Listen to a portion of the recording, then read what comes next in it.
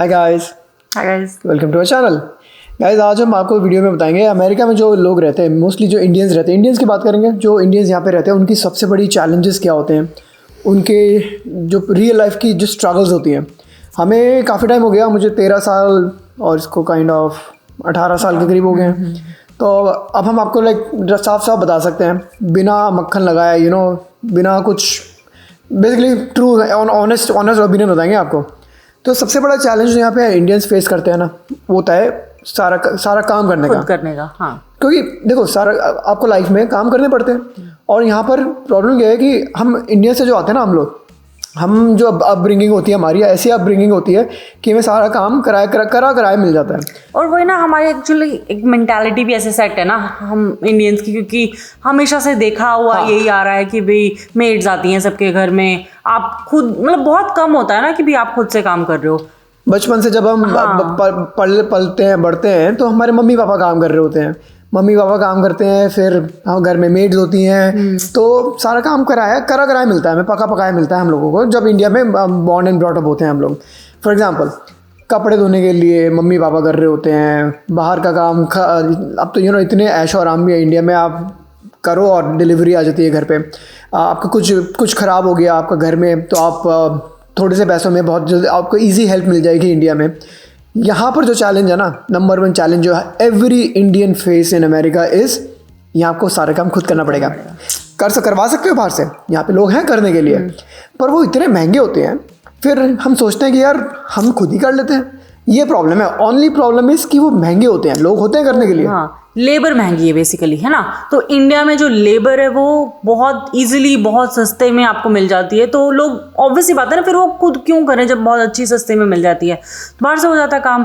But यहाँ पे वही चीज़, लेबर ही इतनी महंगी है कि भाई बंदा 4-5 बार ही सोचता है। जो नॉर्मल से लोग हैं वो सोचते हैं कि भाई यार बाहर इतने पैसे देने, खुद ही कर लो, कोई बात नहीं। ट्रू, बिल्कुल सही बात है। जैसे आपको पता है, हम घास काटने का काम है, घास काटने का काम देखो, अगर आप बहुत जल्दी करवा रहे हो फ्रीक्वेंटली, तो बहुत जल्दी आपके पैसे जा रहे हैं। फिर आप सोचते हो एक लॉन मोवर खरीद के मैं खुद ही काट लेता हूँ। हाँ। फिर अभी जैसे घर में अगर आपको कुछ कुछ छोटा मोटा कुछ टूट गया, ख़राब हो गया, फिर आपको यार $100 लेगा यार वो आने के, यार मैं एक CD ला के चेंज कर देता हूँ, समझ रहे हो। ऐसे छोटे छोटे काम भी आपको खुद करने पड़ते हैं, और ये सबसे बड़ा चैलेंज है लोगों का यहाँ पर। कुकिंग वगैरह का काम है, क्लीनिंग का काम है, ये झाड़ू मारने का, पोंछा मारने का। इंडिया में मेड वगैरह, हाउस हेल्प बहुत ईजी है, सस्ती है। यहाँ पर ऐसा कोई घर पे रहने वाली कोई मेड नहीं होती। यहाँ पर सर्विसेज होती हैं, आप $150, $200, $250, $300 तक की सर्विस आती हैं एक बार करने के। आप सोचोगे यार एक बार करने के $300 दूंगा, मैं खुद ही कर लेता हूँ यार, बस ये चीज़ है। हाँ। और ये इतनी कॉमन है, इतनी बड़ी चीज़ है कि कई लोग तो इससे परेशान होकर वापस इंडिया चले जाते हैं। हाँ, देखो अभी वही बात है ना, कई लोग हैं जिन्होंने ली है, जो लोग सोचते हैं कि चल यार पैसे देके करवा लो, आदत वाली बात है ना। अब कईयों को होता है कि यार नहीं, टू मच हो जाता है पैसे, खुद कर लो, कोई बात नहीं। कहाँ डेली क्लीनिंग और कहाँ महीने में एक बार $300 की क्लीनिंग, या महीने में 2 बार $600 की क्लीनिंग, समझ रहे हो, फर्क होता है ना। तभी देखो रूम्बा चलता रहता है हमारे घर में, क्योंकि अब ज़रूरत तो है ना, ऐसा नहीं है ना कि भी गंदा नहीं होता, तो लेकिन आप एवरी डे ढंग से क्लीनिंग नहीं कर पाते, तो ये सब कामों से काम चल रहा है, रूम्बा वगैरह। तो ये है सबसे बड़ा चैलेंज, और इस वजह से काफ़ी लोग इंडिया भी जाते हैं वापस। हाँ। जो दूसरा यहाँ पे स्ट्रगल है ना लोगों की, जो यहाँ पर इंडियन लोग रहते हैं अपने, उनको ना बिल्कुल भी मज़ा नहीं आता यहाँ पे। क्या उनको लगता है बहुत खाली है, सूनापन है बहुत यहाँ पे, लोनलीनेस जिसको बोलते हैं, लोनलीनेस। क्योंकि अब देखो, इंडिया में इतनी पॉपुलेशन 1.5 बिलियन लोग होने वाले हैं, सबसे ज़्यादा पॉपुलस कंट्री है पूरे वर्ल्ड की अब। और सब जगह हम जो पलते हैं बढ़ते हैं, हम आसपास खूब लोग देखते आते हैं। इवन सड़कों पे भी कितनी भीड़ भाड़ होती है। यहाँ अमेरिका उल्टा है, बिल्कुल डिफरेंट है, और इसमें कोई बुराई नहीं है।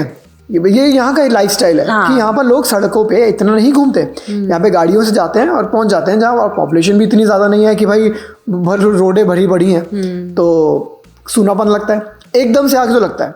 इनफैक्ट जब भी हम लोग भी इंडिया जाते हैं ना, जब वापस आते हैं तो हमें भी एकदम ऐसा लगता है यार बोरिंग लग रहा है। हाँ। 2-3 दिन बोरिंग लगता है, फिर हम भी यूज्ड हो जाते हैं। हाँ। तो यूज्ड होने वाली बात है ये तो।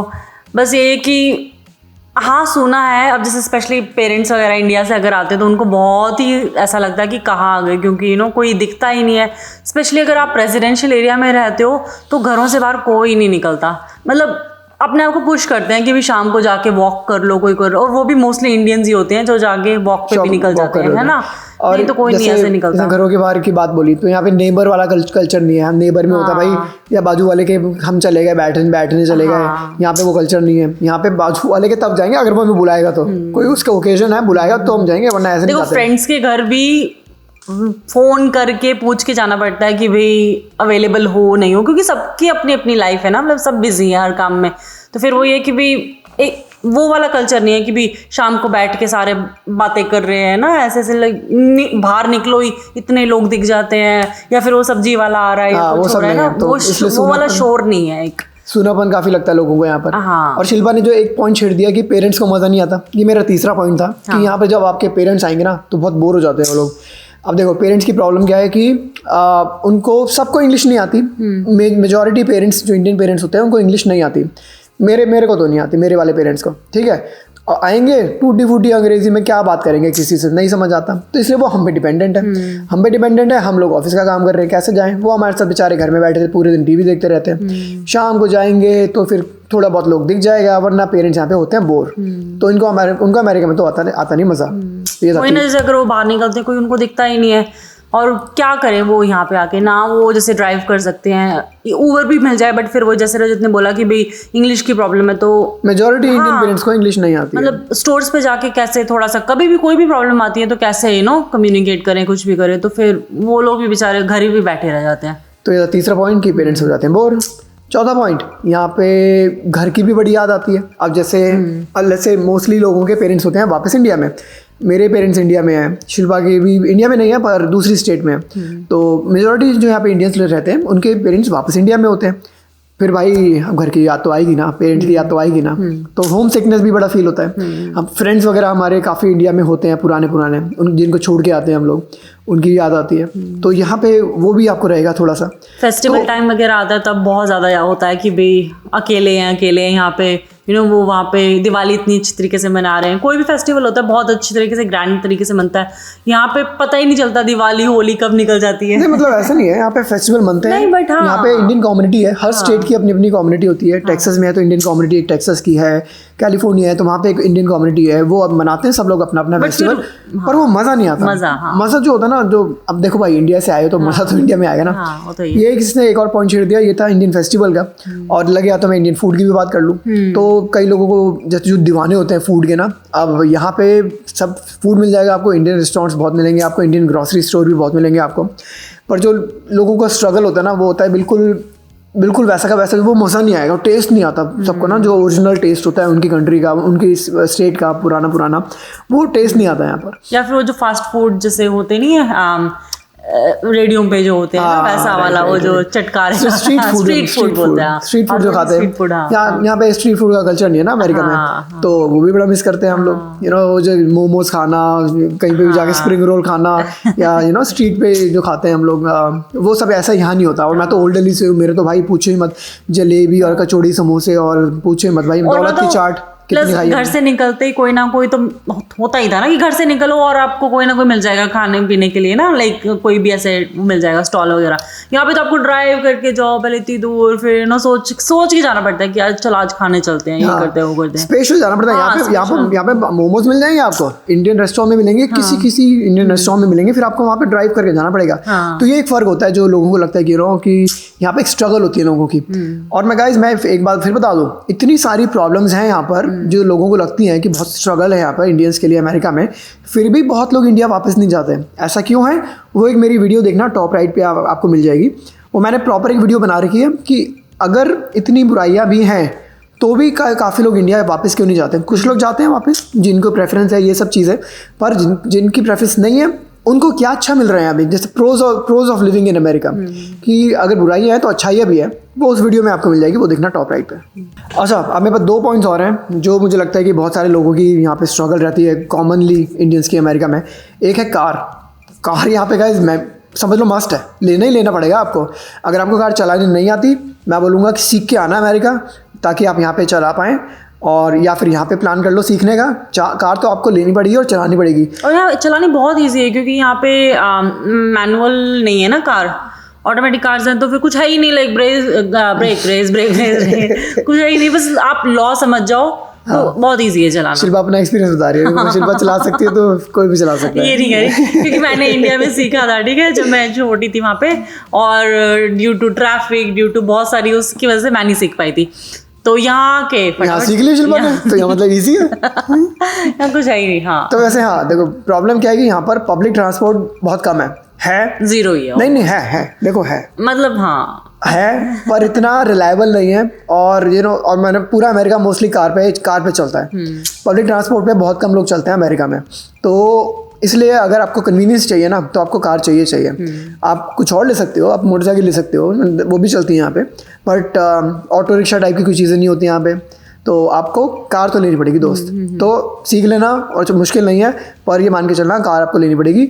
और कई लोगों को अभी भी प्रॉब्लम होती है कि लाइसेंस वगैरह लेने में, इतना मुश्किल नहीं है, बट मैं बताना चाहता हूँ कि car is mandatory, not mandatory, is must to have, good to have in America अब आप लोगों के लिए। आखिरी पॉइंट गाइस, अब हेल्थ केयर के बिना कैसे चले जाएं हम लोग, बिना बताए आपको। हेल्थ केयर यहाँ का अच्छा है नो डाउट, बट यहाँ पर मैं जो स्ट्रगल होती है ना लोगों की समझने की, हेल्थ केयर काम कैसे करता है। भाई मैं अपना बताता हूँ, शिल्पा को तो मेरे से ज़्यादा टाइम हो गया अमेरिका में, और वो हेल्थ केयर में काम भी करती है, इसलिए उसको ईजी है समझना। मैं भाई जब नया आया था ना अमेरिका, अरे भाई पीसीपी क्या होता है, डिडक्टिबल क्या होता है, कोपे क्या होता है, को इंश्योरेंस क्या होती है, और प्रीमियम चलो पता है, और कितना कवर्ड है, आउट ऑफ पॉकेट मैक्सिमम क्या होता है, एनुअल ये सब क्या होता है भाई, समझ नेटवर्क क्या है, आउट नेटवर्क क्या है, ये सब क्या है, वो सब क्या है, समझ नहीं आता था भाई। अब जाके इतने सालों बाद अब जाके समझ आता है वो ये भी कि भाई अच्छा ये सब होता है क्या। तो और बाय द वे मैंने उसकी भी वीडियो बना रखी है, टॉप राइट पे देख लेना अगर आपको, अब आप नए हो, ये सब टर्मिनोलॉजी आपको नहीं पता ये सब क्या होती है, प्रॉपर एक डिटेल में वीडियो बना रखी है मैंने कि ये सब चीज़ें क्या होती हैं, आपको समझने में ईजी रहेगा, क्योंकि मैं समझ गया हूँ तो आप भी समझ सकते हो। पर आप यू गेट द पॉइंट कि थोड़ा मुश्किल है शुरू में समझना। तो ये भी एक पंगा है जो लोगों को स्ट्रगल्स ही रहती है यहाँ पर अमेरिका में, जो इंडिया से आते लोग, नए आते हैं एकदम से इतनी सारी चीज़ें, वहाँ पे तो बड़ा ईजी है। हाँ डॉक्टर यार ये पेट में दर्द हो गया यार, देख लो यार, और ये लो पैसे आपके, डन।